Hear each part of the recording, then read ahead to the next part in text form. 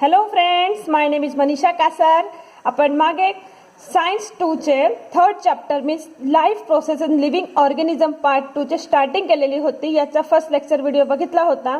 यात आपण what is reproduction, what is the importance of reproduction in living organism and the two types of reproduction हे सर्व बघितला होता. यानंतर जे टू टाइप्स आहे रिप्रोडक्शनचे, जे काही सेक्शुअल अँड असेक्शुअल रिप्रोडक्शन आहे, त्यापैकी आज आपण असेक्शुअल रिप्रोडक्शन हे बघणार आहोत. तर स्टार्ट करूया. असेक्शुअल रिप्रोडक्शन मीन्स अलैंगिक प्रजनन. हे प्रजननमध्ये ह्या प्रोसेसमध्ये ॲक्च्युली काय होतं तर बघा, इथं लिहिलं आहे की process of formation of new organism by an organism of same species without involvement of gametes is called as asexual reproduction. म्हणजे अलैंगिक प्रजननात युग्मक निर्मिती होत नाही. दोन भिन्न पेशीच्या संयोगाशिवाय अलैंगिक प्रजनन घडून येते. म्हणजे सांगण्याचा अर्थ या दोन पॅरेंट्स नसून एकच पॅरेंट असतो आणि या प्रजनन पद्धतीत केवळ एकच सजीव जीव निर्मिती प्रक्रियेत भाग घेतो आणि नवजात सजीव हा तंतोतंत मूळ सजीवासारखाच असतो. कारण ह्यामध्ये रिकॉम्बिनेशन होत नाही, म्हणून चेंजेस व्हेरिएशन होण्याचे चान्सेस नसतात आणि नवीन जो जीव निर्माण होतो तो हुबहू त्याचे पॅरेंट सारखाच दिसायला असतो. आणि एकाच जनकापासून नवीन जीवाची निर्मिती हे गुणसूत्री विभाजनाने होते, मीन्स क्रोमोझोमल डिव्हिजनमुळे होते. यात जे ॲडव्हान्टेज आणि डिसएडव्हान्टेज आहे ते पण आलेले आहे की जो डिसएडव्हान्टेज आहे असेक्शुअल रिप्रोडक्शनचा ते म्हणजे ॲब्सेन्स ऑफ जेनेटिक रिकॉम्बिनेशन. तर ह्यामध्ये जनकी विचरणाचा अभाव होतो. कारण वेगवेगळे पॅरेंट्स नसल्यामुळे, दोन पॅरेंट्स नसल्यामुळे गॅमेट्स जे युग्मक होत नाही आणि रिकॉम्बिनेशनचे चान्स नसल्यामुळे सेम टू सेम आपल्याला नवीन जीव बघायला भेटतो. तर हे एक तोटा झाला. आणि फायदा हा आहे की ह्याच्यामध्ये खूप वेगाने प्रजनन होतो. The fast process is advantage of this reproductive method. Asexual reproduction हा युनिसेल्युलर ऑर्गॅनिझम तसंच मल्टीसेल्युलर ऑर्गॅनिझम दोघीमध्ये होत असतो. आधी आपण बघणार की asexual reproduction in unicellular organism. Unicellular organism म्हणजे एक पेशी जीव. असे जीव जे फक्त एक पेशीने बनलेले आहे, जसं झालं ॲमिबा, पॅरामिशियम, युग्लिना, हे काही असे ऑर्गॅनिझम्स आहे, मायक्रो ऑर्गॅनिझम्स आहे जे फक्त एक पेशीने बनलेले असतात. तर यांच्यामध्ये असेक्शुअल रिप्रोडक्शन होतो. म्हणजे फक्त एक पॅरेंट असतो आणि तो स्वतः आपले नवीन जीवांची निर्मिती करतो, डॉटर सेल्स तयार करतो आणि त्याची संख्येला वाढवतो. आता बघूया की याचे किती मेथड आहे. की asexual reproduction in unicellular organism जे होतो ते एकूण 3 प्रकारे होतं. पहिलं तर आहे बायनरी फ्युजन म्हणजे द्विविभाजन पद्धत. बायनरी फ्युजन नावने स्पष्ट आहे की 2, 1 चे 2 होणे, 2 चे 4 होणे, 4 चे 8, 8 चे 16 होणे. तर ही जी पद्धत आहे हिला म्हणतात बायनरी फ्युजन. बघा इथे फिगरमध्ये दिसतंय क्लिअर की ॲमिबा आहे. एक सिंपल बायनरी फ्युजन दाखवलं आहे, साधा बायनरी फ्युजन की एक ॲमिबा आहे. ॲमिबा एक कोणता शेप नसतो याचा, असं गोल पण नाही आणि एकदम आगळा वागळा शेप आहे. याच्यामध्ये हा जो न्यूक्लियस आहे क्लिअर दिसू शकतो आपल्याला. न्यूक्लियस आहे. न्यूक्लियस हळूहळू 2 भागमध्ये डिवाइड होतो, ज्याला म्हणतात कॅरिओकायनेसिस, ज्यामध्ये न्यूक्लियसचे 2 भाग पडतात. हा वेगवेगळा होतो आणि तो ॲमिबाचे दोघंही टोकाकडे वेगवेगळा सेपरेट झालेला आहे. आणि 4th स्टेपमध्ये बघा, हे जो सायटोप्लाझम आहे ना, सायटोप्लाझम मीन्स न्यूक्लियसला सोडून जे उरलेला भाग असतो त्या सेलमध्ये, ते जीवमध्ये, तर तो झाला सायटोप्लाझम. सायटोप्लाझमचा जो डिव्हिजन आहे त्याला म्हणतात सायटोकायनेसिस. या प्रोसेसद्वारे हे सायटोप्लाझमचा सुद्धा 2 भाग झाले. आणि हे बघा नेक्स्ट स्टेपमध्ये हे 2 स्वतंत्र डॉटर सेल तयार झालेले आहे. इथे लिहिले आहे daughter amoeba. Daughter and parent. Parent amoeba ज्यापासून बनतो तो पॅरेंट ॲमिबा आणि जे बनतात, नवीन जे बनतात ते झाले डॉटर ॲमिबा. तर हे झालं सिंपल बायनरी फ्युजन इन ॲमिबा. इथे एक ॲक्टिव्हिटी दिलेली आहे, ते पण वाचून काढा, काही विशेष नाही यामध्ये. यानंतर पॅरामिशियम दाखवलंय. पॅरामिशियम एक असा जीव आहे ज्यामध्ये विभाजन जे होतो ॲमिबापेक्षा थोडा वेगळा असतो.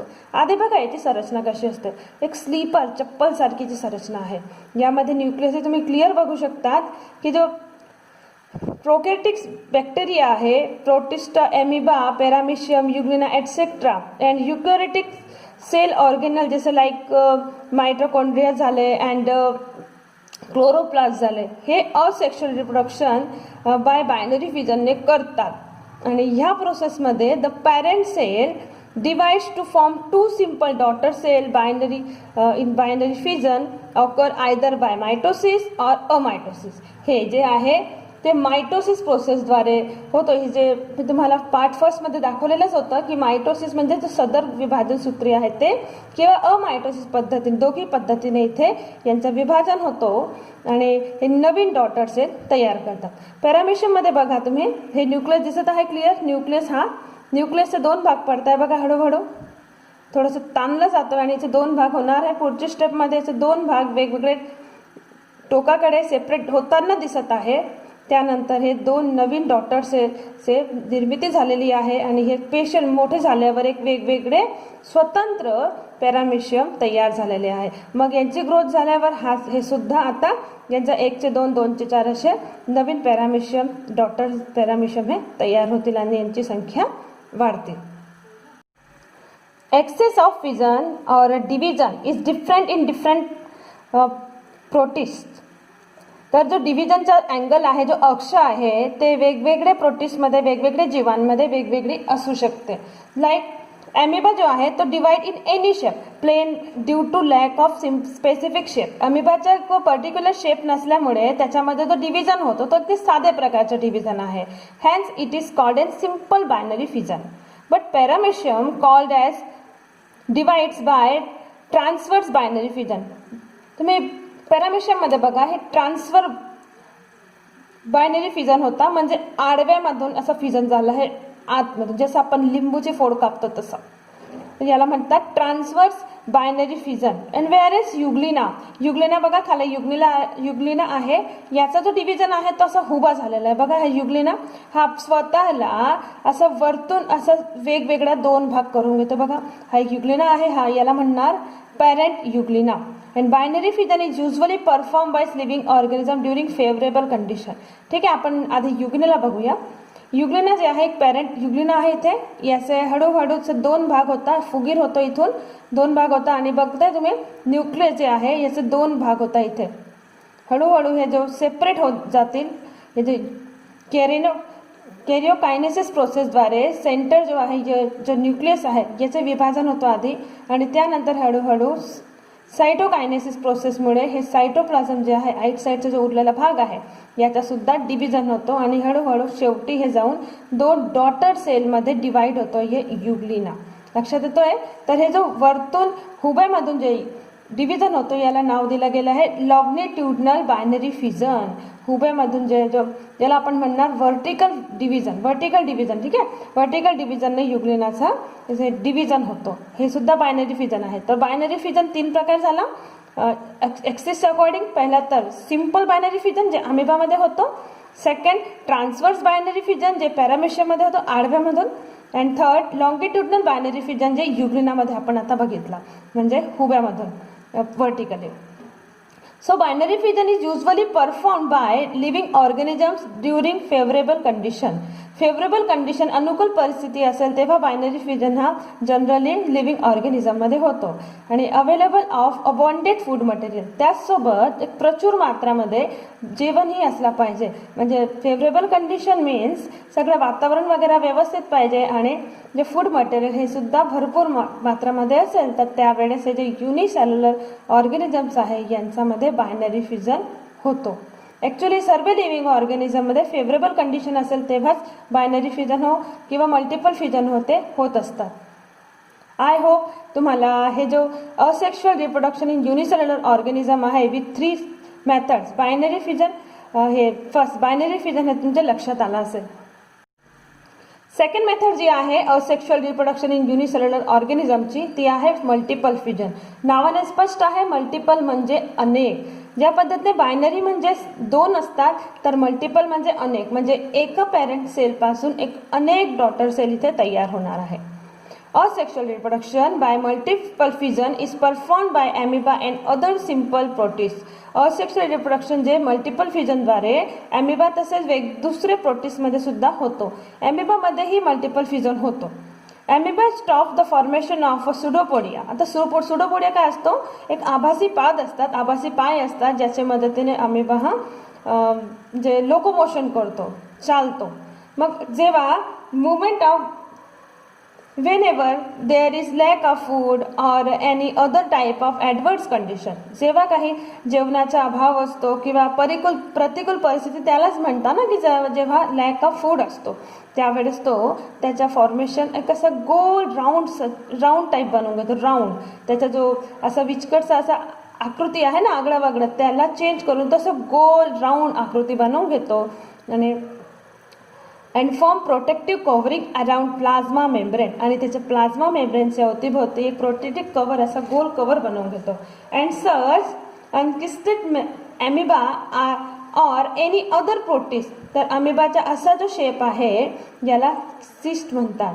CYST सिस्ट म्हणतात. लक्षात घ्या की जो असा शेप आहे ज्यामध्ये ॲमिबा स्वतःच्या अवतीभोवती एक प्रोटेक्टिव्ह कव्हर तयार करून घेतो याला सिस्ट म्हणतात. CYST. And many nuclei are formed by repeated nuclear divisions in the cyst. ह्या सिस्टमध्ये असं वारंवार न्यूक्लियसचा विभाजन होण्याने असं बरेच न्यूक्लियस तयार होतात. It is found by cytoplasmic division and thus many amoebulae are form. यालाच म्हणतात मल्टिपल फ्युजन. ह्या मल्टिपल फ्युजनमध्ये सायटोप्लाझ्मेटिक डिव्हिजन होत असतो आणि यामुळे असे बरेच ॲमिबा तयार होतात. They remain in cyst till there are adverse condition. मग जोपर्यंत प्रतिकूल परिस्थिती असते त्याच्या भोवती तोपर्यंत हे जे मेनी न्यूक्लियस आहे त्याच्या मध्येच असतात. ते बाहेर निघत नाही, वेगळे होत नाही. And seeds break open and arrival of favourable condition. आणि जेव्हाही प्रतिकूल परिस्थितीपासून अनुकूल परिस्थिती येते म्हणजे फेवरेबल कंडिशन तयार होते तेव्हा हे सर्व सिस्ट हे जो सिस्ट आहे तो तुटतो म्हणजे कव्हरिंग तुटते आणि हे कव्हरिंगमधून हे सगळे जे डॉटर ॲमिबास आहेत ते रिलीज होतात, निघतात आणि वेगवेगळे स्वतंत्र ॲमिबा बनवतात. नेक्स्ट पेजवर तुम्हाला ॲमिबाचा मल्टिपल फ्युजन दाखवलेला आहे. बघा इथे एक पॅरेंट ॲमिबा दाखवलेला आहे. पॅरेंट ॲमिबा जेव्हा ही प्रतिकूल परिस्थिती येते, लॅक ऑफ फूड असतो तेव्हा हा आपल्या अवतीभोवती एक कव्हरिंग तयार करतो म्हणून याचं नाव आता सिस्ट म्हटलं जाणार. जेव्हा तो कव्हरिंग बेसवर असतो तेव्हा याला सिस्ट म्हटलं जातो. आणि हा सिस्ट आहे याचा यामध्ये डिव्हिजन होतो. Division of nucleus in many time होतो आणि सायटोप्लाझमचाही डिव्हिजन होतो. जेव्हा न्यूक्लियसचा डिव्हिजन होतो तेव्हा त्याच्यापासून एक न्यूक्लियसपासून असे अनेक न्यूक्लियस तयार होतात. या पेजवर तुम्ही थोडं बारीक बघाल जवळ जाऊन तर छोटे छोटे न्यूक्लियस दिसलेले आहे. ॲक्च्युली इथे डार्क असल्यामुळे दिसत नाहीये पण दिसणार जवळ जाऊन. बघा अगदी लहान लहान असं न्यूक्लियस दिसत आहे. तर हे असे प्रत्येक न्यूक्लियसच्या मागे एक ॲमिबा आहे लक्षात घ्या. आणि हे जे जितकेही ॲमिबा आहे ते सगळे डॉटर सेल्स आहे. पण हे डॉटर सेल तोपर्यंत कव्हरिंगच्या आतमध्ये राहील जोपर्यंत बाहेर प्रतिकूल परिस्थिती आहे, अनफेवरेबल कंडिशन आहे. पण जसंही फेवरेबल कंडिशन इथे तयार होते तेव्हा हे सिस्ट ओपन होतो, ब्रेक होतो आणि यातून डॉटर सेल्स सर्व स्वतंत्र होतात, रिलीज होतात आणि त्यानंतर हे सगळे ॲमिबा एक स्वतंत्र पॅरेंट ॲमिबासारखे ग्रोथ करतात आणि नंतर यांच्यामध्येही डिव्हिजन होतो. तर हे होतं multiple fusion with example of amoeba. यानंतर बडिंग तिसरा मेथड आहे युनिसेल्युलरमध्ये असेक्शुअल रिप्रोडक्शनची. ती आहे बडिंग. नावाने स्पष्ट आहे बड म्हणजे कली. जसं कली खिळते आणि त्याचा फूल तयार होतं ना तर तसं कली कायांची पद्धत आहे. याद्वारे इथे यीस्टचं एक्झाम्पल दिलं आहे की यीस्ट जे आहे ते बडिंग प्रोसेसने स्वतःमध्ये अलैंगिक प्रजनन करतो. म्हणजे एक यीस्ट पुरेसा आहे अलैंगिक प्रजननासाठी जो स्वतः एक पॅरेंट म्हणून तिथे आपली संख्या वाढवतो. You will see the yeast cells performing budding in a small bud coming out of many parent cells. एक parent cell पासून बरेच असे स्मॉल बडिंग सुरू होतं, बाहेर निघताय. Asexual reproduction occur by budding in yeast, a unicellular fungus. एक जो yeast आहे तो एक पेशीय फंगस आहे.